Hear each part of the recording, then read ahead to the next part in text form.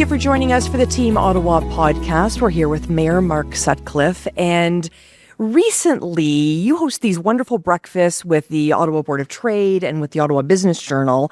And I don't know if I've laughed harder at any of these breakfasts than I did when you had Chief Eric Stubbs in the big chair. Yeah, Chief Eric Stubbs was my guest. And first of all, just as a little fun aside, Sam, I always love telling this story. I sort of helped create the Mayor's Breakfast event in the late 1990s when Jim Watson was the mayor of the pre-amalgamation Ottawa. Wow, long time ago. Yeah, before amalgamation at the old City Hall on Sussex Drive. And I was the publisher of the Ottawa Business Journal, and we created that event together, the Mayor's Breakfast, where the Business Journal would promote it and where the mayor would invite a guest and that guest would speak. I never thought at the time that I would be the mayor at the Mayor's Breakfast, so it's kind of funny that I helped create that event and now I host it every month. And Eric Stubbs, who's our police chief and who is doing a phenomenal job as our police chief, he's done a great work to restore confidence in policing in Ottawa, to make progress on implementing a bunch of new measures that are going to improve public safety. He's also a very funny guy, and we had a great time chatting at this event. And we also talked about some very serious and important stuff. And the police are going to be expanding their presence in the downtown core and the Byward Market starting on May the 1st. One of my campaign promises in 2022 was to hire more police officers. We've hired dozens of new police officers in the last 3 years. And because of that, as part of their staff stabilization plan, they have more resources now that they can deploy downtown and in the Byward Market. This is something that the community wants to see. No matter where you live in Ottawa, you want to feel safe in your neighborhood, and you want to feel safe when you come downtown and when you go to the Byward Market. So policing is not the only solution. There are a lot of other things being worked on, but people do feel safer when there is an increased police presence, and when, for business owners that are experiencing thefts or public safety issues, for any issues that happen in those areas, the police are close at hand and able to follow up quickly. That's always better. So they will be deploying significantly more officers in the downtown core and the Byward Market starting on May the 1st.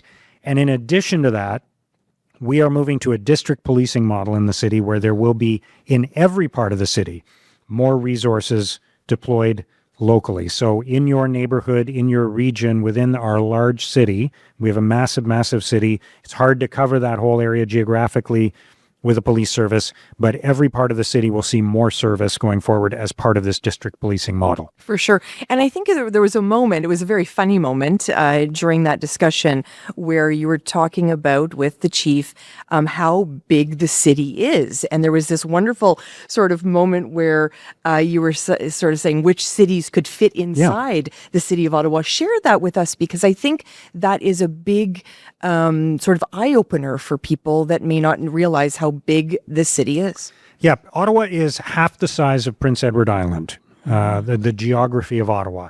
It is 4.5 times the geography of Toronto. So Toronto has 3-4 million people within, I think, about 600 or 700 square kilometers, maybe 500 or 600.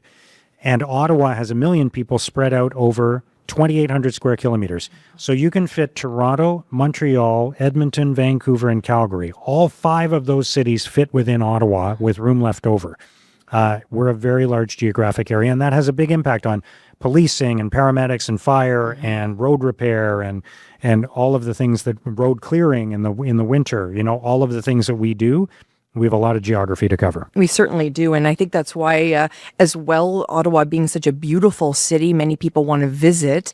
Ottawa tourism is something I'm so proud about in this city. I love inviting my friends to come. I love seeing people want to come to Ottawa for many, many different reasons. But tourism is certainly a big part of our city. It's a big part of our local economy as well. It's a huge driver of economic activity. If you think about it, there's only a couple of ways that new money will come into our city. Either people come and visit and they spend money that turns into employment, that creates jobs in Ottawa, or companies in Ottawa sell their products to the world, and that brings money into our city that creates jobs. So tourism is a huge driver of our local economy.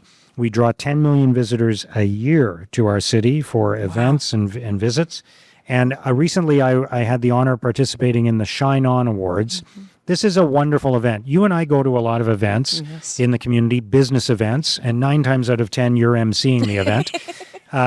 But these are formal business events where the leaders of different companies and community organizations are gathered, and there's a nice energy about those events. But Shine On is special because at that event they honor the frontline people in the tourism industry who have done amazing things and gone way out of their way to help tourists and show off Ottawa to the world. And so the frontline workers are there for the event along with their colleagues. So there's a whole different energy in the room at that event. So we honored some really remarkable people who, picture a scenario where somebody loses their phone, and then a hotel employee or a restaurant employee goes way out of their way to either help them locate their phone or figure out how they can get a replacement. Those kinds of scenarios happen every day in our city, and they are part of the experience that residents have and tell other people about when they go back home. So these are ambassadors of our city, the frontline hospitality workers, and they're doing such a great job, and it was really special to be able to honor them. And many, many people come to our city for Blues Fest because it is the hottest ticket in town. We've released all of the details now about this year's Blues Fest. How excited are you?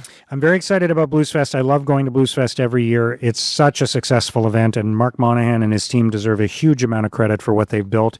It's really a signature event in Ottawa now and beyond.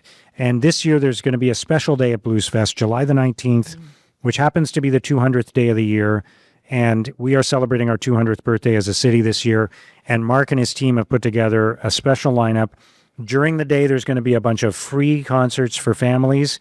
And then at night, there will be a ticketed event with a bunch of Canadian artists, including the Guess Who.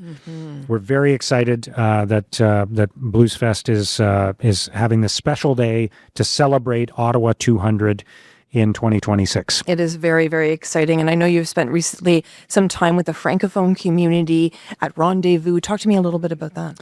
We have such a strong and vibrant French community in our city, and people don't realize how much growth there has been in the francophone community in our city. So it's a huge part of our history, but it's also a big part of our future.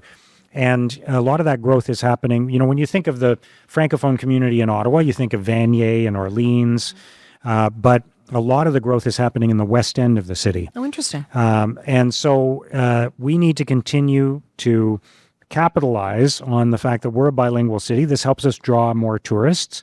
It helps us, be a stronger and more appealing and more diverse city. And we've done a lot to improve French language services at the city.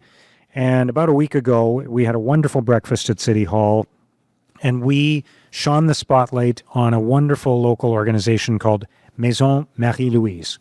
It's an organization in Vanier that started out helping immigrant families to our city. Their scope has broadened. They're helping all kinds of different people now. And it's just really it's one of those, you see this all the time, Sam, in the work that you do. It's one of those wonderful community organizations where you've got a very small team of employees and then a huge number of volunteers.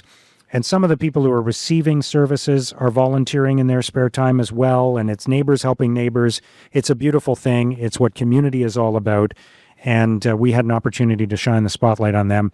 And the other thing we did, as we were just talking about Ottawa 200th birthday of our city, the person whose idea it was to change the name of our city from Bytown to Ottawa was the first francophone mayor of Ottawa, Joseph Balsereau Turgeon. I say francophone mayor of Ottawa. It was Bytown at the time, of course, because it was his idea to change the name. Right. But we used to be called Bytown. That's an English name. He suggested changing it to Ottawa, which is not specific to either language. It's a bilingual name. And he did many other things as the mayor of our city. But not far from where we're recording this podcast, there's a hallway with the portraits of many of the different people who have been mayor of the city. Not all of them, but many of them. And our first francophone mayor, his portrait is not in that hallway. So I went to our archives and said, hey, we gotta fix that. So we now have a portrait of J.B. Turgeon hanging in the hallway with all the other portraits in a place of honor, recognizing the first francophone mayor of our city. Well, how wonderful is that? That's Great. wonderful. Thank you so Yeah. much. I appreciate you sharing all that good information today. Thank you so much, everyone, for joining us for the Team Ottawa podcast with Mayor Mark Sutcliffe.